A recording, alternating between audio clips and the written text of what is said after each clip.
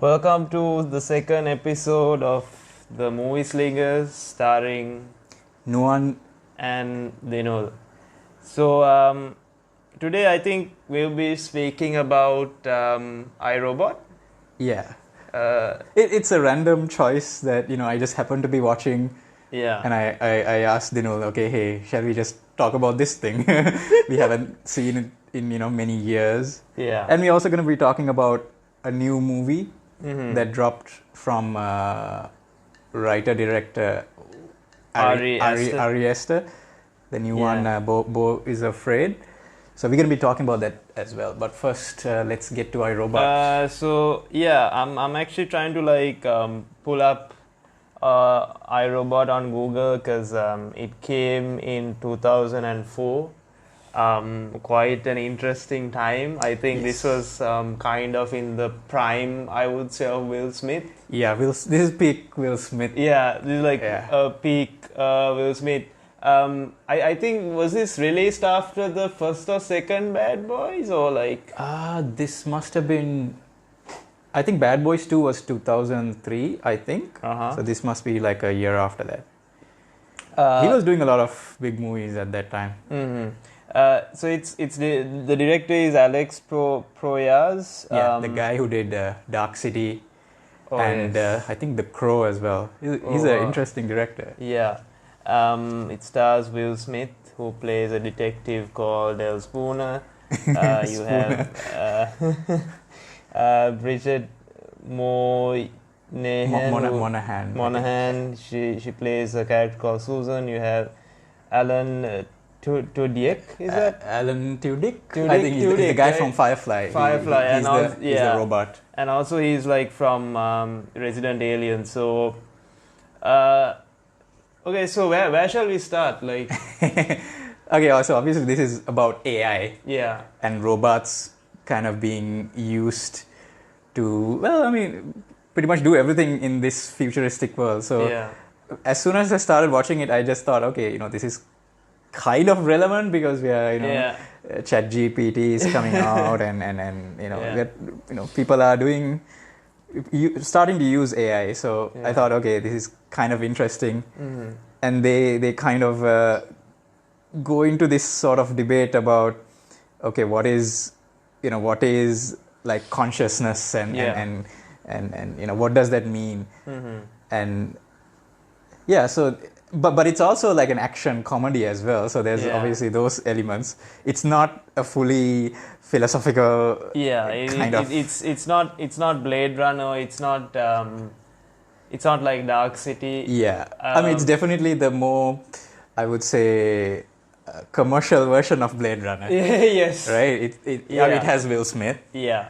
Who is at the peak of his career. He's cracking jokes every 2 minutes. Yeah.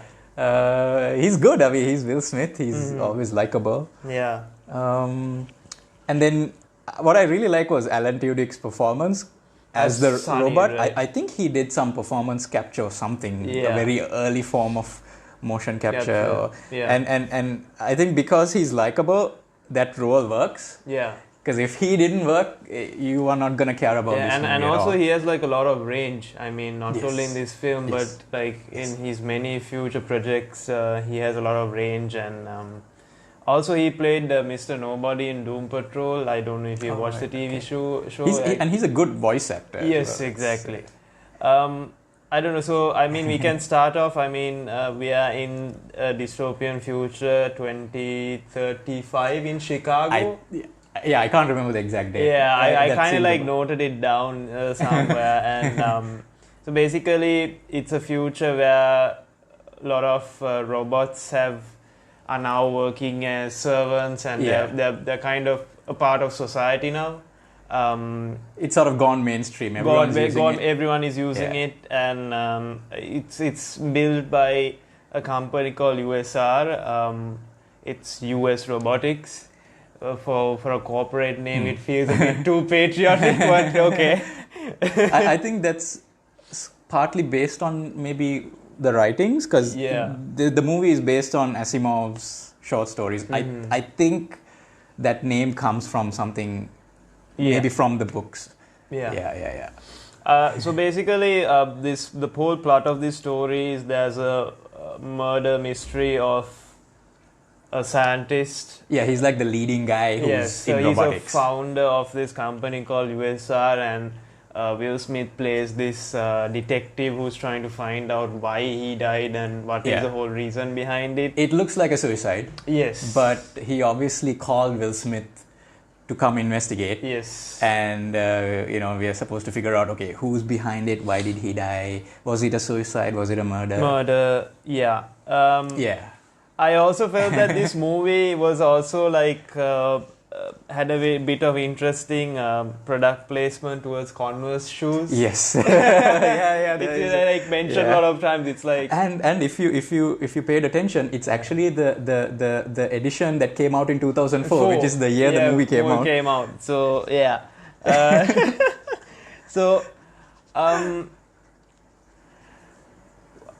Yes. I'm trying to guess like how do we get into this? Do you like the murder mystery part? What do you feel about them? So here's a problem I had with the whole murder mystery part was that while you had the crime scene going on, there's a book, Hansel and Gretel. And the thing is, I was thinking, is it gonna go into this theme of where you follow into this house and we find out more about Hansel and Gretel, but the issue that I had with this whole idea of bringing in Hansel and Gretel was that the film was saying, like Will Smith was like, you have to follow the breadcrumbs, and it's like saying, I mean, every detective story is basically, as a detective, you follow the breadcrumbs. I don't think it was necessary to be a part of this whole plot. I think that if they removed that entirely, I mean, it wouldn't make a difference. Yeah. So when you mentioned that, I realized, every detective story is about that. Why did they have to say it? Yeah, like you follow the breadcrumbs. You follow the clues. So then I tried to kind of like think. I thought about it. Okay. Why did they use it? So there's a couple of things that I think could be the reason. One is that they want to, I mean, you and me, we watch a lot of movies, so we kind of get this. Yeah. But maybe like the mainstream audience who's going to watch this movie, maybe they need to mention the breadcrumbs, and they kind of think of an excuse to say, okay, it's like, because when you say, as soon as you say Hansel and Gretel, you can kind of, people know what that is. Yeah. So I think to remind people easily, so you now have a visual kind of have an object, you have a phrase that you can use to remind people, you're supposed to follow the breadcrumbs. Like this was planned by the doctor or the professor guy. That's one possible reason. But I think the other one is that I think the other part is that it's actually important to the story, because I think the doctor is actually reading it to Sonny. Yeah. So, and you hear of, so Sonny is the robot. Yeah. So Sonny says that he has dreams, right? So, which implies that he goes to sleep. Yeah. Right? So then it's almost like the doctor is like the father, and he's reading his kid a bedtime story. So I think that kind of implies that, okay, he is more than just a robot. That he's like a son to this guy. Yeah. So I have a feeling, okay, that is there to show that he's a bit naive. He's like a child. Yeah. So I think it's there to establish that as well. I mean, those are the reasons that I could think of. Yeah. One being, okay, I would agree with the latter. Yeah. Because that seems like it's relevant to what he's going through, right? Because he calls the doctor his father. Yeah. Right? And that guy is obviously attached to this robot. He cares about him. Yeah. And he gives him like better armor than, Yeah, but like I also felt like in movies, when you have certain objects like that, they play a part of a role. Yeah. And like I can't figure out the thematic reason behind it. Exactly, because I mean, if you take, for example, Pulp Fiction, if you take the briefcase, that played a huge role in the plot. Like, we don't know what's in the briefcase, but they keep on carrying it. That's a straight up MacGuffin. That's like but what I'm saying was in the way iRobot. they established the Hansel and Gretel book, I felt like it was gonna pay it off in some way. In a way, so in Hansel and Gretel, the father loves the kids, right? Yeah. So maybe it's that. Is that a connection? I don't know. From what I remember, Hansel and Gretel basically it's the stepmother who tries to get rid of them, right? Yes, and she tells she gives them like food, and then they just get lost in the forest, and while they're going into the forest, they use breadcrumbs to like. So that's how they try to. So that's how they can go back home, but unfortunately. It's been eaten by animals because it's breadcrumbs, and they go to this house which is made from cake and all these pastries and whatnot that is made where the witch lives. And that I thought that this is going to lead into something where maybe we are going to a house where it's made out of robotic parts or whatnot. Maybe it's way more simpler than we think. Maybe the filmmakers wanted to remind us, or the audience, that follow the breadcrumbs kind of. Yeah. So that happens, and I'm trying to think like what else like the issues I had with the film, because overall the plot, what I thought was that like we were leading up to something and the villain reveal was a bit lazy or like I felt like this was also another good case of like lazy writing, or like the villain's speech was like, oh, humanity is corrupt and we're gonna like destroy everyone, and it was like, okay, so why did you do it? Like what's the story behind you coming to this conclusion? We know you're an AI, but like, okay, where did things go wrong for an AI like that? Or I think it's sort of like what they're saying is that eventually they're going to evolve and they're going to interpret the three laws in a different way, right? Yeah. That they realize that they don't really have to follow it, or they're going to follow it in a different, with their own interpretation. Yeah, but I still felt like in many ways they couldn't give us a convincing kind of answer to why it kind of happened, or like I felt like there were those plot holes that went. So like, okay, so how did you come to this conclusion? Like, what happened? Did the company do something wrong? No, it just evolved on its own, is what it's saying, right? Yeah. Because the doctor keeps, like, the doctor's speech is actually like, I think the best dialogue in the whole movie, that monologue kind of thing where he talks about ghosts in the machine. There's random pieces of code that will, it will do something unexpected. And he argues that maybe this is sort of the nature of the soul. This is how it evolves. Yeah. These random pieces of code will change the entire, the being, or how it operates. So I think the difference is that you have the Wiki character, which is the big AI Skynet type thing, that is the villain, is very different from Sunny, because Sunny is also like that. Sunny is also sort of more human, like he's evolved further than the other robots. And if you look at it carefully, you'll notice that his eyes are blue, right? His eyes are much more human-like. Than his other counterparts that are green. And the thing is, Sunny was raised by the doctor as like a son. So I think he has developed sort of like a sort of compassion to, he understands that it's wrong to hurt people or whatever. Yeah. So I think Vicky doesn't have that. Vicky just sort of evolved on its own, and there was no father for Vicky. There's nobody taking care of it. Because so maybe it's showing like the two sides of this, where AI can go. If you don't do AI right, where it can go. But I still felt like they didn't really give a convincing answer to that in many ways. I was expecting, the reason why the robots are revolting and having this revolution, maybe I thought that, I don't know, maybe because I watched this after a long time and since I've exposed to so much sci-fi movies or whatnot. I mean, we have seen more sophisticated versions of this type of thing. Of this type of thing.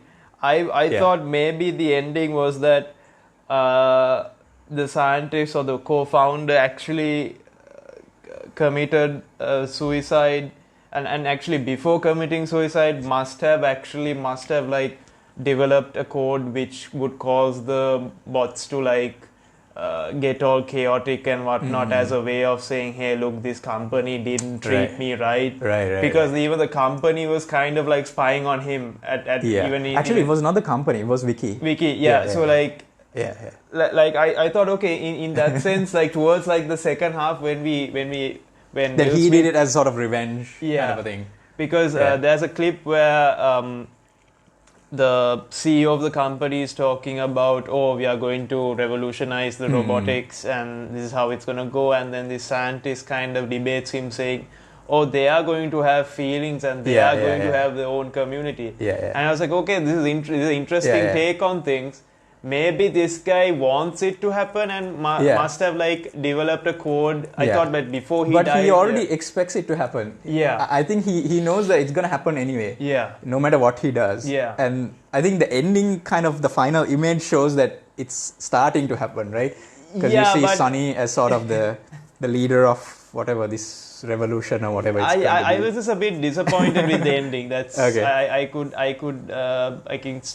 could stop it from there because the way it was leading, I thought, okay, this is going to be an interesting take on things, and but then it was like, it's this AI, and then she gives the most mundane speech you could think of. It's a typical AI kind of response to taking over the world, right? Yeah.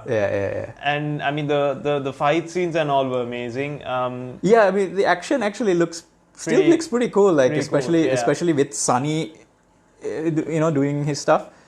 And Sonny, speaking of Sonny, I love his design.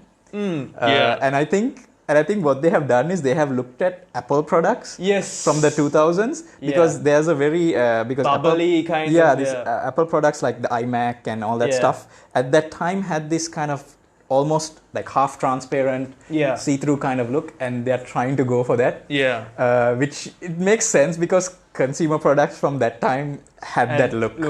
So I thought that was interesting, and he, there are some CGI that looks a bit dated. Especially like the environments and the backgrounds and stuff. But I thought like the CGI on Sonny itself looks pretty good. It still looks pretty good. They matched the lighting and everything really well. I mean, the facial reactions were also like pretty good. Even the wink was like... I mean, and I think that must be based on Alan Tudyk's performance. I'm not sure how they did it. But that stuff looks pretty convincing. And the action is, I mean, it's not the best action movie or anything, but it looks fine. It looks good. And obviously Will Smith is funny. He's doing his Will Smith thing. There's a couple of... I think there's even like a few memes in this, right? That the one where he says, I'm allergic to bullshit, right? That the sneezing and one. Also the... can you draw a painting or can you write a poem? And then Sonny goes, can you? And then that's like a huge meme right now. Because ChatGPT exists and it's like, I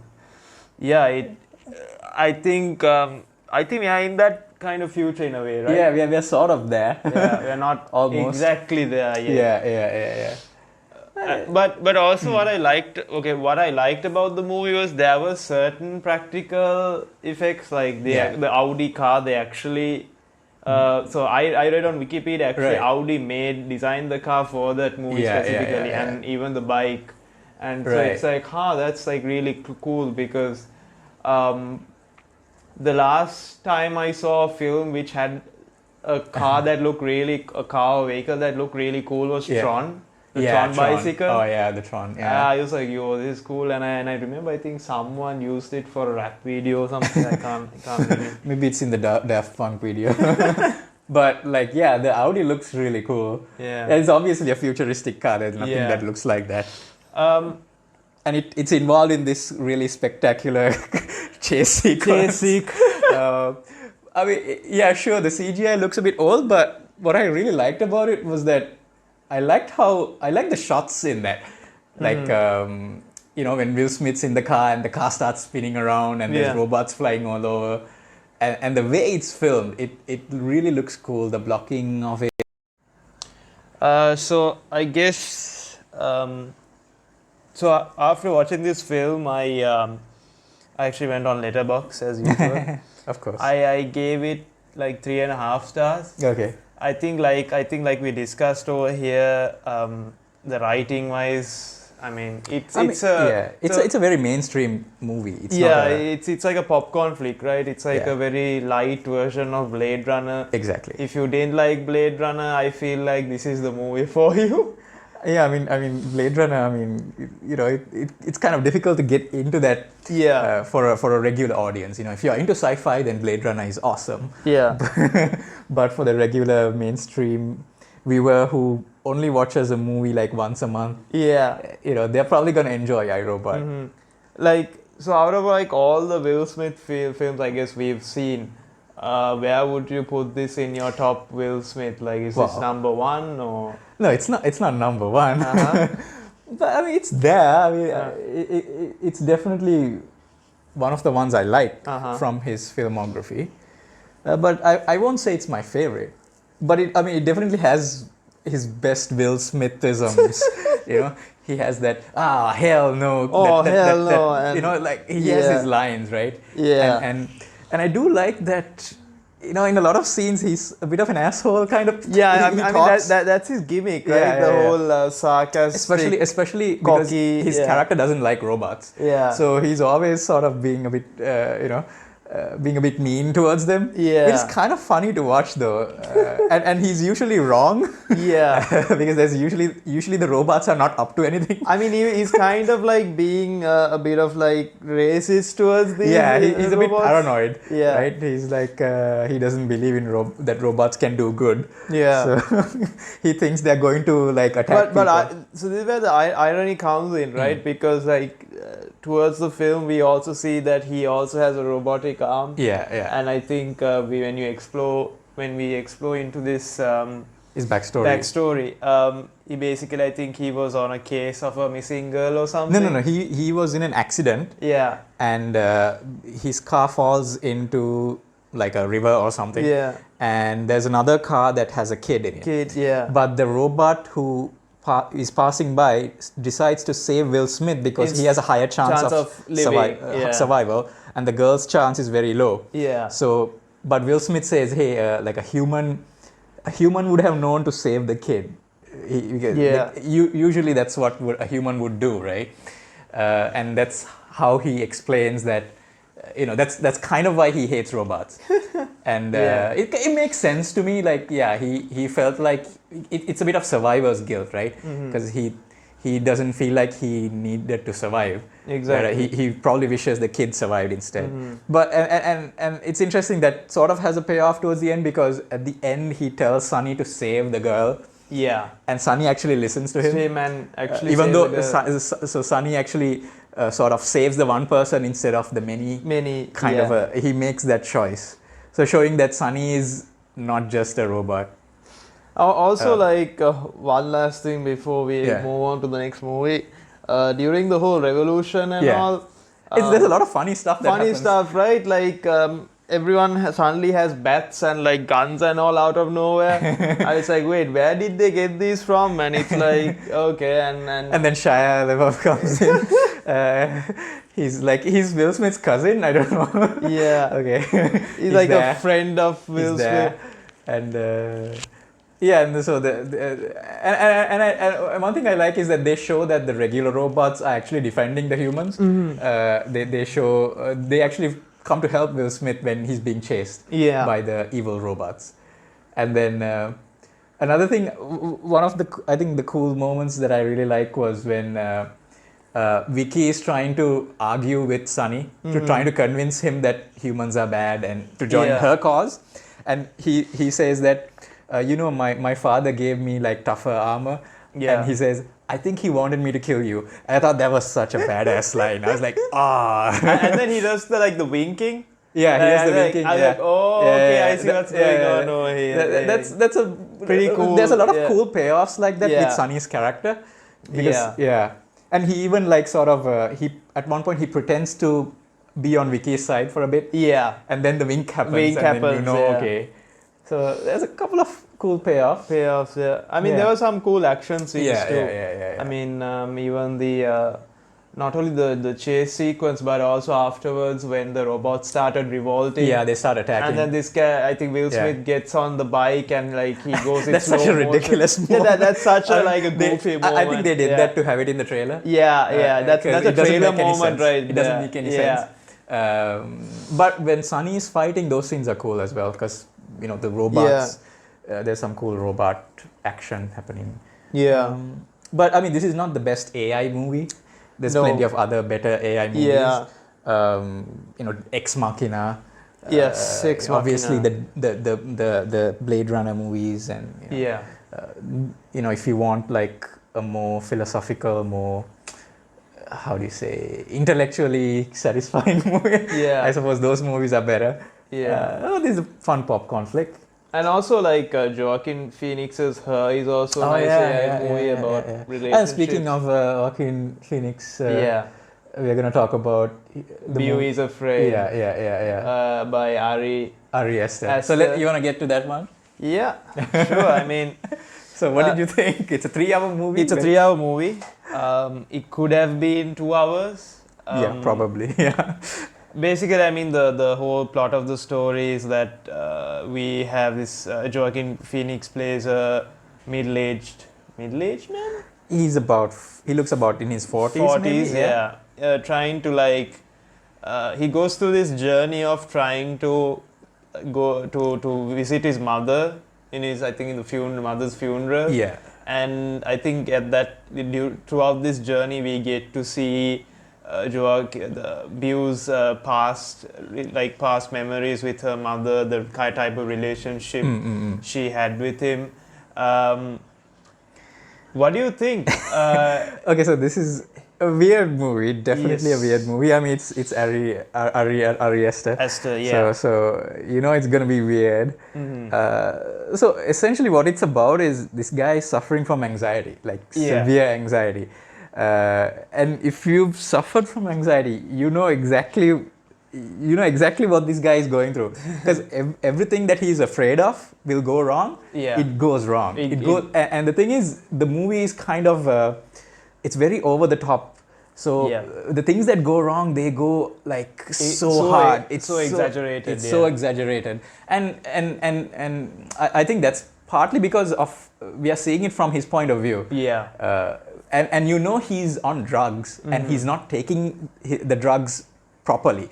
He's supposed to take them in a certain way. Yeah. But he doesn't take water. Yeah. Even though he's supposed to, and he takes too much at one point. Yeah. So obviously we can't expect everything that happens in this movie to be the realistic version. It's probably what he's seeing. Yeah. But also, like, interestingly speaking about the whole anxiety thing, I think in the opening scene when we see the city, I believe that it kind of shows how unorganized and how scary the world is out there. Yeah. And actually, like, Beau is like this very innocent character in a really chaotic world. Because, like, I mean, there was this scene where there's this homeless man running naked, killing people. Yeah. So there's a story of a serial killer on the news, and so obviously he runs into him. Yeah. Right. And I really love that opening segment in the apartment. I think that's where the movie kind of hooked me, because he goes in there, and inside the apartment, everything he's afraid of is going to happen. Yeah. So there's a dangerous animal loose in the apartment. A spider. Like a poisonous spider or something. So that thing is in there. He's obviously afraid of disturbing his neighbors. Yes. So he starts getting these letters saying, please put down the volume. And then he's afraid the neighbor will break through the door. Yeah, not the neighbor, like the beggar or someone is going to like. That's why he like keeps a book, a phone book in the door. And then like everything, like for example, like he gets up late. Yeah. Then he's worried about missing the flight.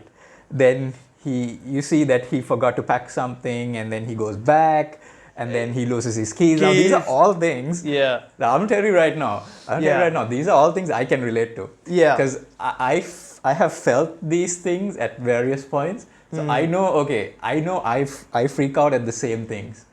And I think that's what Ariaster gets really right in this movie. Yeah. He shows how, if you're suffering from anxiety, that's how you look at it. That's how you feel. Yeah. And he gets it right. Now, and the weird thing is, normally you would expect me to watch this movie and freak out, but I didn't.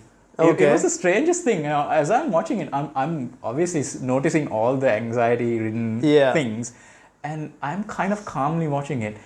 And I was very surprised the movie didn't freak me out. Because there have been movies that have freaked me out. I've gotten like panic attacks, watching certain movies, and strangely this movie didn't, and I don't know why it was. Maybe it's because I felt like it was like more adventurous. Yeah, it's fantastical at some points. Yeah. Otherwise, like most of these films, like Uncut Gems and all, they're like so anxiety fueled, and it's like so claustrophobic at certain points, and And for me, I think that was like TikTok boom, because there's a ticking clock that kind of really got in my head. But this movie didn't, and it's funny.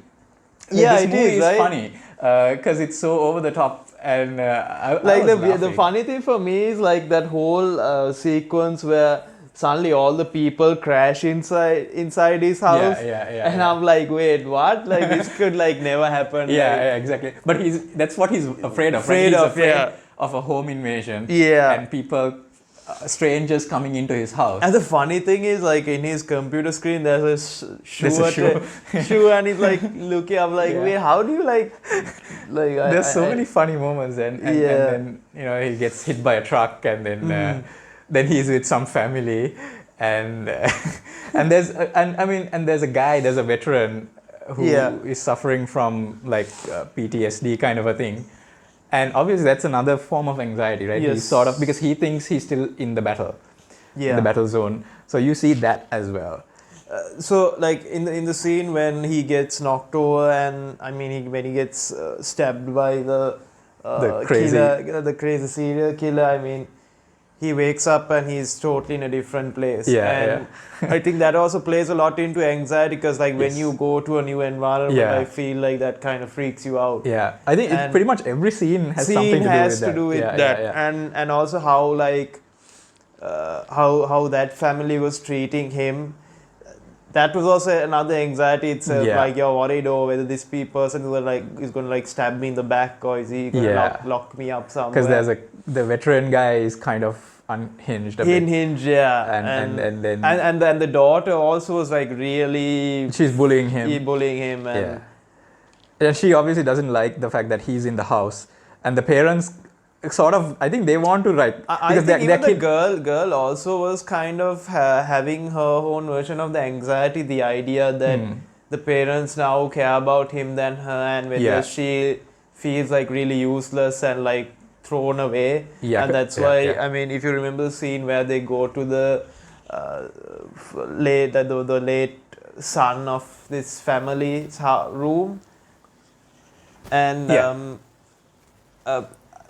if you remember in that scene, the girl comes with 2 paint buckets. And then she wants to cover up the whole thing. The whole thing. Because the parents never got over the fact that their son died. And then she ends up drinking the paint. Which was freaky.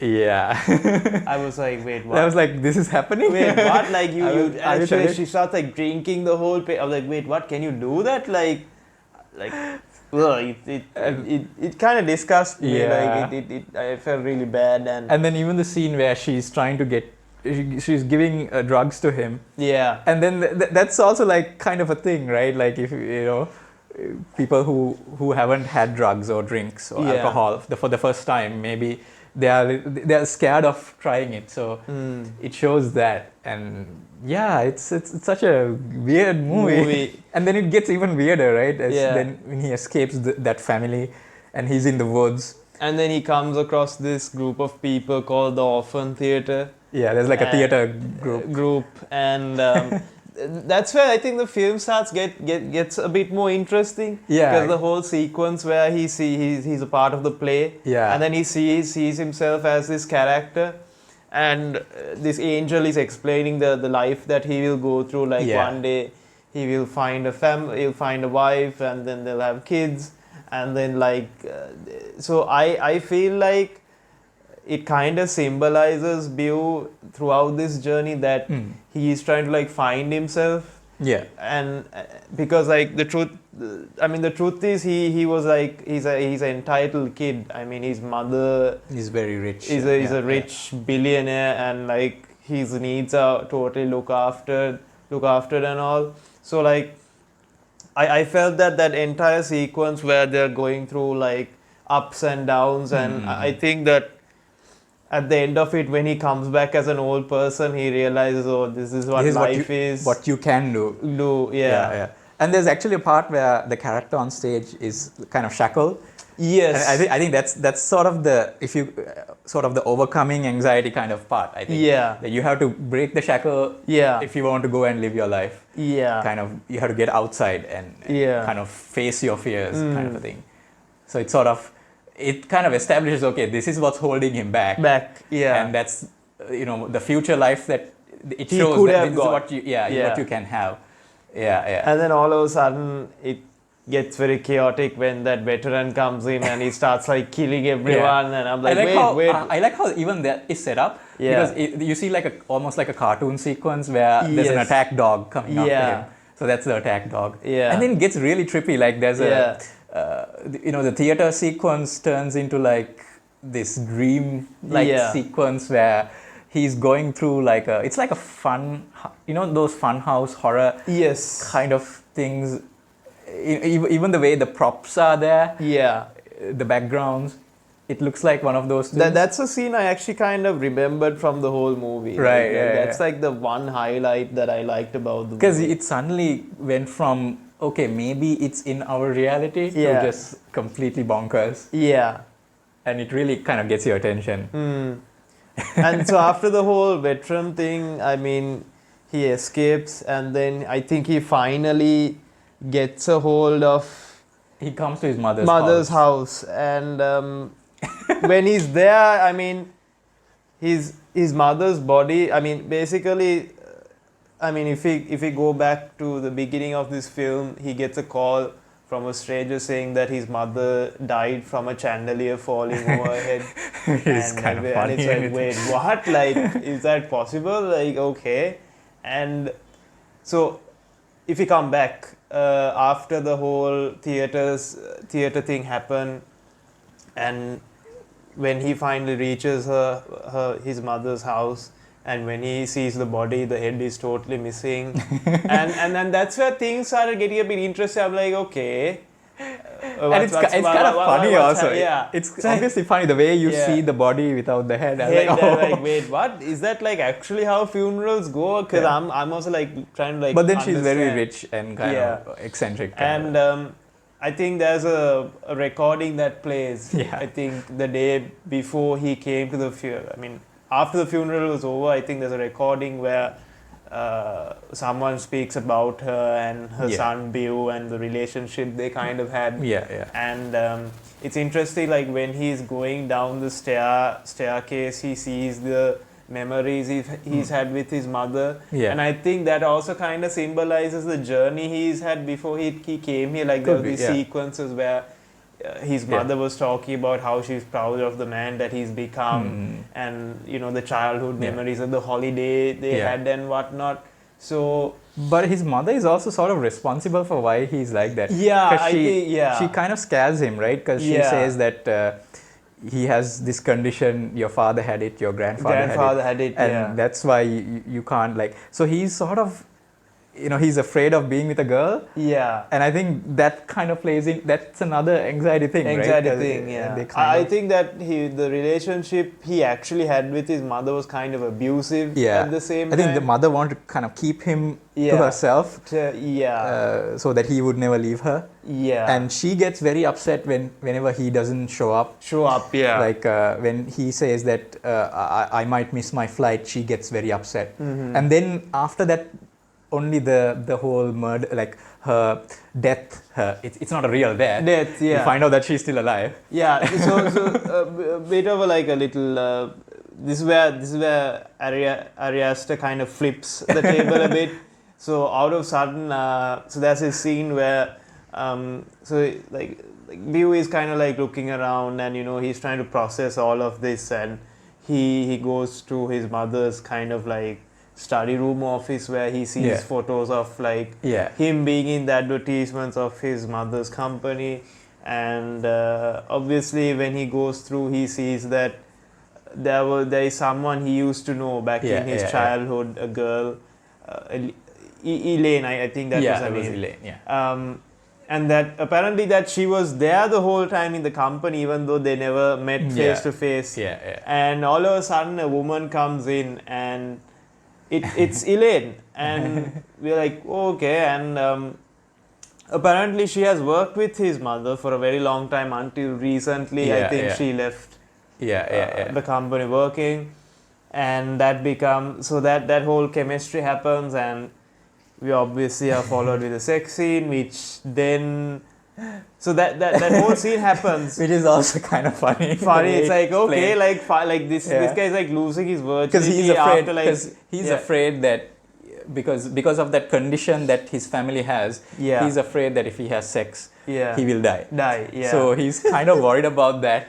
And then you realize it's actually not true. He doesn't have any problem. It's all like made by his mom. His mother kind of puts that in him. Probably, like I said, to sort of keep him to herself, not, so he won't leave her or something like that.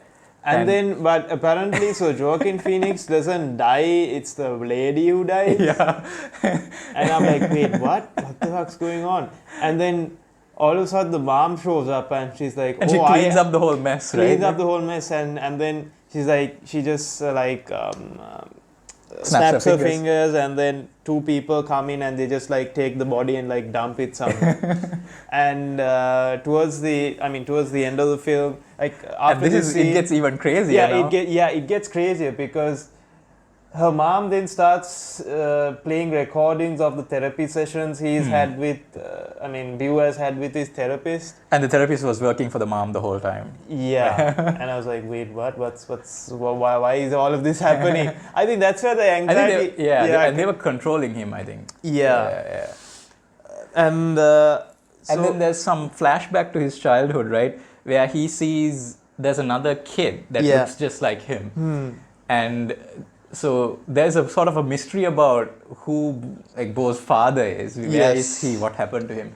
And this other sort of it's a twin brother, they say. It's the twin brother. And the twin brother asks the mom, where is my father? And then the mom takes him into the attic, and we never see that brother again. And so now Beau finally starts questioning the mother. Hey, what happened? Who was that kid? What happened to my father? Because on the way he meets somebody who says the father is still alive or something. So he now again wants to know what happened to the father. So the mom finally leads him to the attic. And this is where the movie kind of flips on your head again. Goes nuts. And we see that the twin brother is still there in the attic. And then it kind of pans to the side, and there's like this huge shadow. It's a monster, but it's a dick. It's like a penis monster. It's just like a huge and it's the weirdest thing. So that's supposed to be the father, and you're like, oh my god, what I was is like, going wait, on? what? Because that's where again, Ari Aster kind of flips the table again, and he's like, oh, you thought it was gonna go this way, but no, here it goes. It's nuts. And I mean, if I try to kind of make sense of what that was, I'm assuming that means that it's not really a twin brother. It's the part of him that is curious and is unafraid to ask things. Yes. And the courageous part of him. Yeah. And when he asks the mother what happened to my father, the mother kind of punishes that part of him. Yeah. And that's what kind of, that's why he's always afraid. Yeah. Because that courageous part was stifled at a young age. Yeah. And he never asked questions again. Yeah. So I think that's what that means. Yeah. It's not really literally a twin brother. And obviously I'm guessing the penis monster is also sort of a thing where my interpretation is that it was just like she didn't have any kind of connection to the father. Yeah. The mother and the father, it was not love or anything. Yeah. Like she got pregnant. Yeah. And that's it. That's the end of that story. Yeah. And that's why he's literally just a dick. Yeah, exactly. Right? They had no.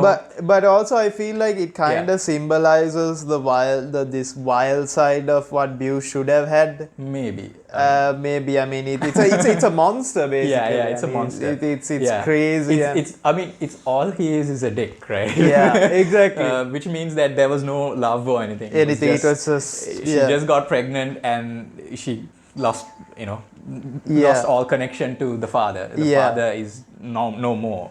So I guess that's what it means. But because Beau is sort of, he's on drugs and he's gone through so much trauma that that's what he sees. That's the only way I can make sense. And then the veteran comes back. And then he kills this monster. He starts shooting at the monster, and then the monster kills him as well. Yeah. And then he just kind of, and then Beau runs away again. Runs away and he gets on a boat. And then he tries to kill the mother. Yeah, finally. Yeah, so and that's interesting. That's where the interesting part comes in. So he gets back into, like, he leaves the attic and then he confronts his mother. Yeah. And he actually kills her. No, he sort of tries to kill her, and it's interesting because in the opening scene, the therapist says, have you ever felt like you want to kill your mother? And they kind of, and he says it's okay to have two conflicting ideas. Yeah. Of you love your mother, but you also want to kill her. Yeah. And we kind of see that kind Play of out. There's a payoff for that. Yeah. And then, but he doesn't kill her actually. Yeah. He kind of stops halfway, and then she falls down and dies. And then he just leaves. Yeah. And then there's sort of like a trial that happens. Yes, that's the weird ending for me. That was kind of weird. Yeah, because so there's a so it's almost like the mother is kind of suing him or something. Exactly. Goes to court and the lawyer that's defending him is sort of he's a very bad lawyer. He's not very good, and he basically I feel like that's like Beau's his confession, right? He's like confession, and like I feel like that's how he feels like when he's getting judged, like because it's in a huge stage with people, and you have these lawyers arguing, and also I think that ending for me was a bit weird at the time. Oh, you thought that was weird? Yeah. I remember, so after I watched the film, I said that in my Letterboxd review that the ending is totally weird, and I feel like this is the kind of ending that will eventually grow on me. Yeah. And it kind of grew on me very quickly, and since now we are speaking... Because you're thinking about it. Yeah. It's a movie that makes you think about it after you watch it, right? You can't because the images kind of stick in your head. And that's, I think, what I really like about this movie is it makes you think, and you can't forget it. Exactly. You can't forget all this crazy shit that's happening. So, I mean, so afterwards, then, I mean, it's the end of the movie. But, okay, so I gave this movie a rating of 3.5 stars, I think 4. I think you're going to increase that. Yeah, I am going to increase, because now after having this whole conversation, I feel like, you know what, I'm going to make it into a 4 now, because of 4.5, because now I think after we've had this discussion, I think I kind of now appreciate the film a lot more than before. Yes, there's a lot in it. I don't know whether you're also feeling the same way. I like it. I mean, it's entertaining because it's funny. I mean, it's very dark humor. I didn't give 3.5 stars because it's a bad film. No, it's just that my issue was that this was dragged for 3 hours. That I agree. it's too long. It doesn't long. need to be 3 hours. 3 hours. It could have been 2 hours and it would have been perfect for it. Yes. Like, it gets very self-indulgent. Yeah. And Ari Aster, I don't think anybody was there to tell him no.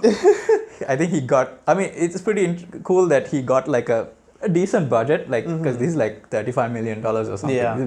The biggest budget he's had. Yeah. And he's using it completely. I mean, this is an A24 film, so it's interesting that.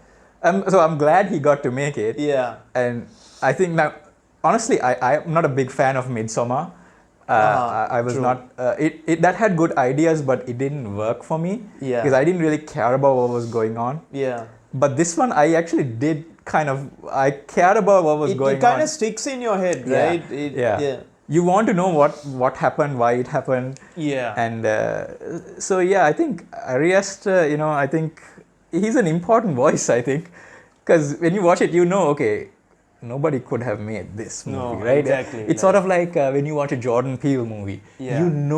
There's no other person who can write and direct this movie. I mean, if Ari Aster is like the same, I think. Yeah, no. Thing with I think I had a discussion with a old friend of mine, and I was telling him that Ari Aster is more of like an art house horror director, and I think it's nice that people like that today exist in cinema. That give, like, the thing is, you don't have to necessarily like his work, but I feel like it's good that people like that also exist in the space. Yeah, it's a very weird and kind of original and very gutsy kind of voice.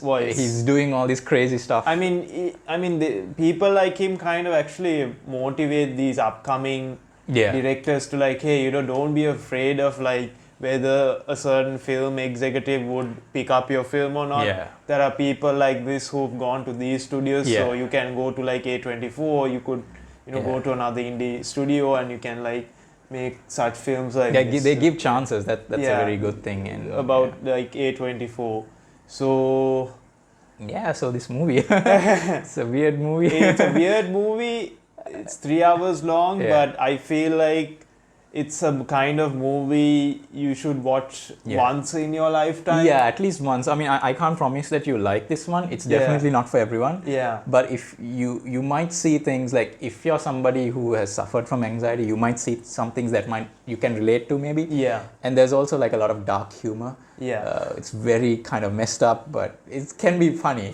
Yeah. So give it a watch. Yeah. And I mean, if you don't like it, that's fine. It's completely fine. It's understandable. It's kind of the film, you watch it once and then you enjoy it for what it is, and you don't have to like rewatch it because like when you talk it, when you're having a conversation with someone, I feel like you can get into the nitty gritty of these, of each and every scene of this film and like kind of discuss about it. Yeah.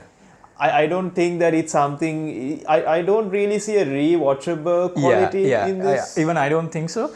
But it's definitely a movie you want to talk about after you watch it. Like it's gonna generate a lot of discussion. Yeah. And I hope that more people discover it. Because it's not a hit. It's clearly a flop. I think. I don't think it made its budget back. But it's not the kind of film you put it on a main screen on cinema. I feel like you would go to those. I think unless you're going to a indie film festival or maybe I feel like now I saw on Scope that they were showing this on the smaller screens. Right. When this was released, I couldn't actually get a ticket because I think at that time they were showing John Wick and obviously Fast X and now all these other. Popcorn film. So I think now it's not there anymore, but I think this is an interesting film to watch. That's all I can say. If you can watch it, give it a shot. Yeah. So if it doesn't, I mean, it's probably going to hook you in like the first 15-20 minutes. If it doesn't, I mean, it's fine if you feel like stop watching. So anyways, to our listeners, I want to say thank you so much for listening in, and please don't forget to subscribe now since we are on Google Podcasts also. Yes. Please subscribe and stay tuned for the next episode. What are we going to speak in the next episode? Well, I mean, okay, so we are going to go watch the Flash movie in a little while. So I mean, I don't know what to expect. It might be good, it might be bad. Yeah. You never know. But hope we might have some things to say after we watch it. So that could be the next episode. So stay tuned. And hopefully we'll see next week. Yeah. Yeah. See you guys. Bye-bye. Bye-bye.